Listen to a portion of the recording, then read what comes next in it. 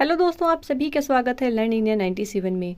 आज की क्लास का जो टॉपिक है विशिष्ट बालक की पहचान और उसके प्रकार। एक ही क्लास के अंदर मैंने सारे प्रकार लिख लिए हैं जो भी होते हैं। मंदबुद्धि, प्रतिभाशाली, आपने थंबनेल में देख ही लिया होगा।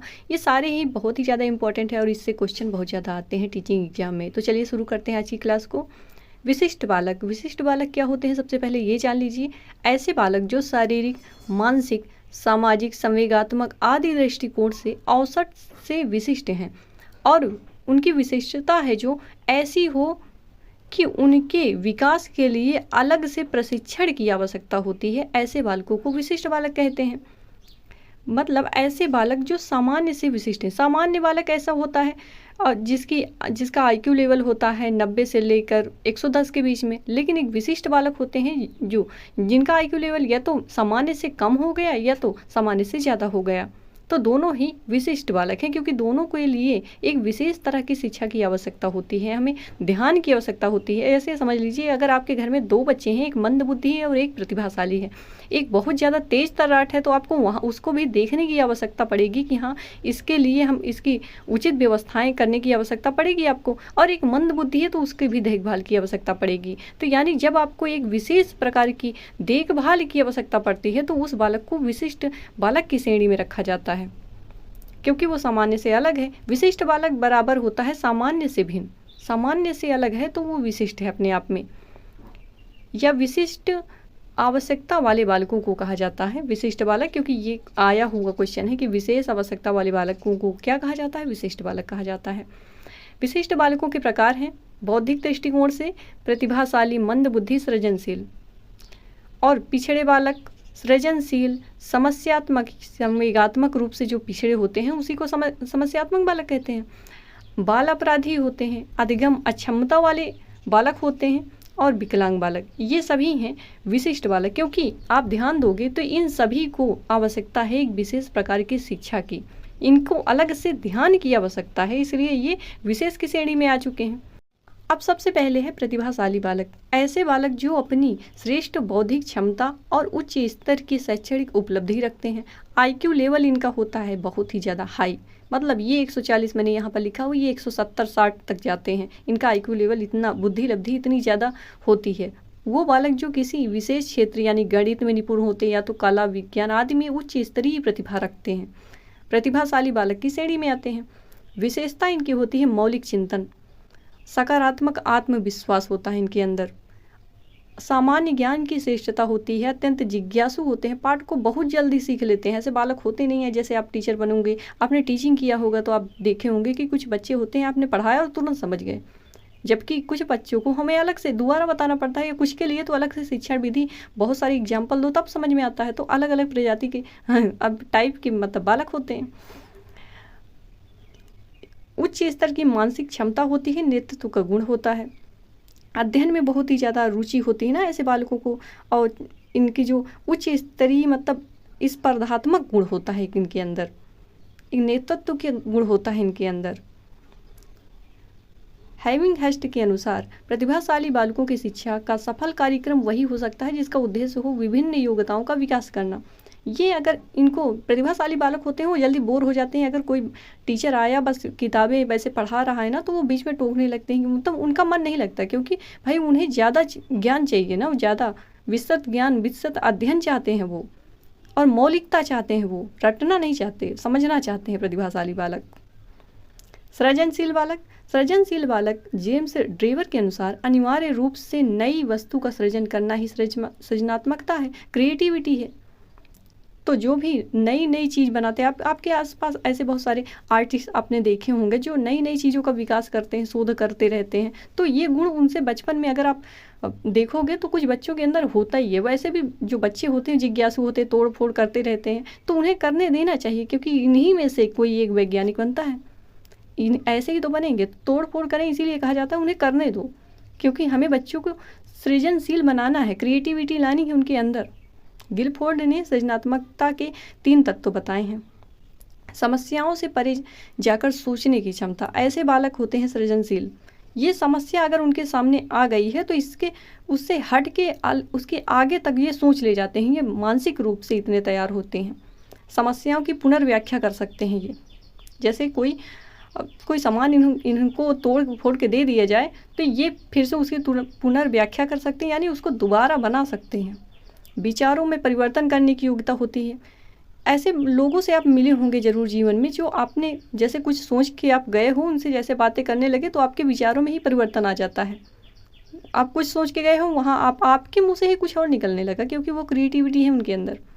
जैसे जितने भी मोटिवेशनल वीडियो आप देखते होंगे तो उसमें जो लोग होते हैं वो ऐसे ही तो करते हैं, मोटिवेट करते हैं आपको, क्योंकि वो क्रिएटिविटी उनके अंदर है। और उसके बाद आप वही बोलते हो, जैसे कि वो बातें वो जो बुलाना चाहते हैं वही आप बोलने लगते हो।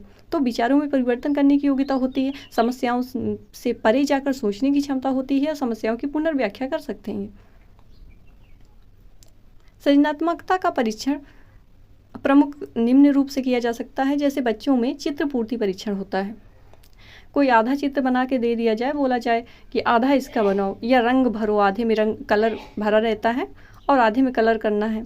वस्तु सुधार परीक्षण, वही चीज़ कि हाँ कोई चीज़ तोड़ फोड़ के देगी, या कोई वस्तुओं को दे दिया गया है, अब इनसे आपको कुछ नया बनाना है। ऐसा टीन के डिब्बे और टीन और डिब्बे परीक्षण होता है, जिसमें टीन के डिब्बे दे दिए जाते हैं और उसका यूज करके कुछ आपको क्रिएटिविटी करनी है कि आप बना कर दिखाओ, इसमें से कुछ भी बना कर दिखाओ। तो ऐसे परीक्षण किया जाता है, तब पता चल जाता है कि किस बालक के अंदर कितनी मात्रा में सृजनात्मकता भरी हुई है। इसके बाद है पिछड़े बालक। पिछड़े बालक ऐसे बालक होते हैं जो अपनी आयु के बालकों से बहुत कम शैक्षणिक उपलब्धि रखते हैं, पिछड़े वर्ग की श्रेणी में आते हैं। पिछड़ापन मतलब आनुवांशिक रूप से भी हो सकता है, उसके बहुत सारे कारण हो सकते हैं, जिस वातावरण से वो आ रहे हैं, सामाजिक आर्थिक स्थिति उनकी कैसी है, बहुत सारे रीजन हो सकते हैं। तो इस पिछड़ेपन की रोकथाम के लिए जो उत्तरदायी कारण है ना, उनका पता लगा कर उस कमी को दूर करने का हर संभव प्रयास किया जाना चाहिए।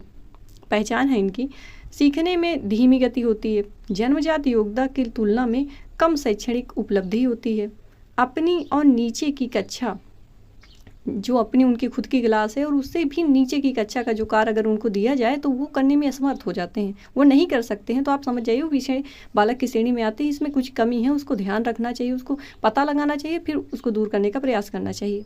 सामान्य शिक्षण विधियों का लाभ न उठाना, मतलब कोई सामान्य शिक्षण विधि है जो आप हमेशा यूज करते हैं क्लासरूम में, सभी बच्चों को समझ में आ जाता है, लेकिन जो पिछड़े बालक होते हैं उन्हें अलग से समझाने की आवश्यकता पड़ती है, वो उसका लाभ नहीं उठा पाते।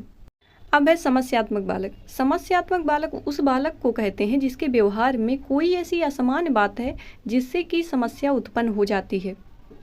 वैलेंटाइन के शब्दों में ये वाली परिभाषा कई बार ये वाला इनका स्टेटमेंट कई बार पूछा गया है एग्जाम में। समस्यात्मक बालक वह है जिसका व्यवहार या व्यक्तित्व किसी बात में गंभीर रूप से असामान्य है।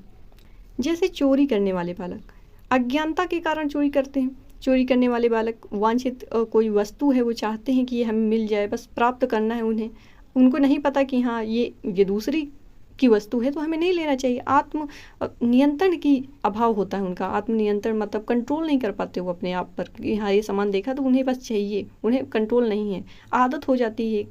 तो उसका सुधार का प्रयास करना चाहिए, माता उनके पेरेंट्स से बात करना चाहिए। इसके बाद है झूठ बोलने वाले बालक। झूठ बोलने का कई कारण हो सकता है। मनोविनोद के लिए यानी अपनी खुशी के लिए उनको अलग ही मज़ा आता है झूठ बोलने में। दुविधा में कोई बात उनको स्पष्ट रूप से पता नहीं है तो झूठ बोल गए।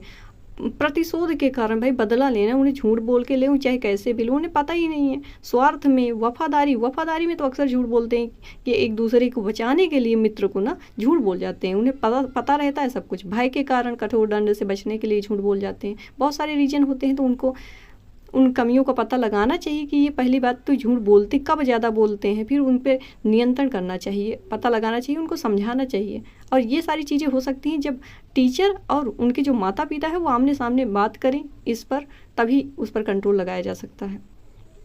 इसके बाद है क्रोध करने वाले बालक।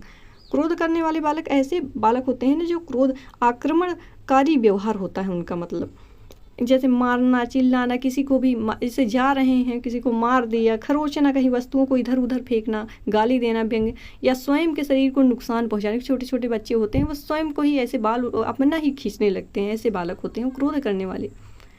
तो उसके भी कई कारण होते हैं कि उनकी उद्देश्य प्राप्ति में बाधा, या खेल या कोई उनकी इच्छा है उसमें विघ्न पड़ गया, या बचपन से ही किसी बात को लेकर मतलब निराश हो गए हैं, या अस्वस्थ हैं, रोगग्रस्त हैं, जैसे अगर कोई बच्चा मानसिक और शारीरिक रूप से स्वस्थ नहीं है तब भी उसको क्रोध बहुत आता है, तो उसका पता लगाना चाहिए हमें। बाल अपराधी, इसके बाद है बाल अपराधी। बाल अपराधी ऐसे अपराधों को नहीं, मतलब जो अनजाने में कर दिया, जैसे किसी बच्चे ने, जैसे अभी मैंने बताया चोरी करना, झूठ बोलना, ये सब, तो इसके ये कोई अपराध नहीं है। लेकिन वैसे अपराध जो गैर कानूनी हैं और जानबूझकर किए जाते हैं, उस बालक को पता है कि ये गैर कानूनी है फिर भी वो कर रहा है, तो फिर वो बाल अपराधी की श्रेणी में आ जाता है। जैसे अभद्र भाषा का प्रयोग करना, धूम्रपान करना, और कुछ बच्चे होते नहीं है बचपन से ही मतलब दीवारों में कुछ भी लिख देते हैं, तो ऐसे बालक ही धीरे धीरे बाद में जाकर बड़े बड़े अपराध करने लगते हैं, तो बचपन से ही इनका ध्यान रखना चाहिए। इसके बाद है विकलांग बालक। विकलांग बालक, क्रो एंड क्रो के शब्दों में ऐसे बालक जिनमें ऐसा शारीरिक दोष होता है जो किसी भी रूप में उसे साधारण क्रियाओं में भाग लेने से रोकता है या सीमित करता है, ऐसे बालकों को हम विकलांग बालक कहते हैं। अब इसमें भी प्रमुख रूप से है शारीरिक रूप से जो विकलांग बालक होते हैं। शारीरिक रूप से विकलांग बालक दृष्टि दोष वाले।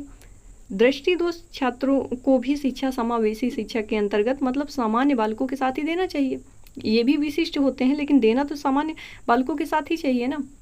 दृष्टि दोष है उनमें, कम दिखाई देता हो, या जो पूर्ण रूप से अंधे होते हैं उनके लिए ब्रेल लिपि का प्रयोग किया जाता है, डॉट्स। इसके बाद है श्रवण या बधिर बालक होते हैं जो, उनकी शिक्षा भी हमें सामान्य बालकों के साथ ही करनी चाहिए अगर संभव हो तो। वाणी दोष युक्त, वाणी दोष में कई प्रकार आते हैं, कोई तुतला के बोलता है, स्पष्ट नहीं, कोई जल्दीबाजी में बोल जाता है, या फिर मूक ही एकदम से मूक है। ऐसे बालकों के लिए उचित शिक्षा का प्रबंध कराना चाहिए हमें। इसके बाद बचता है अधिगम अक्षमता वाले बालक, जो कि बहुत ज़्यादा ज़रूरी है।